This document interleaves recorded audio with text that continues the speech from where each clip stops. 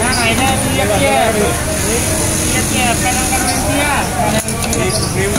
হ্যাঁ ফ্রেমটা আমরা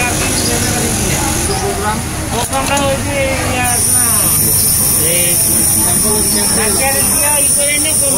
কম্পিউটারে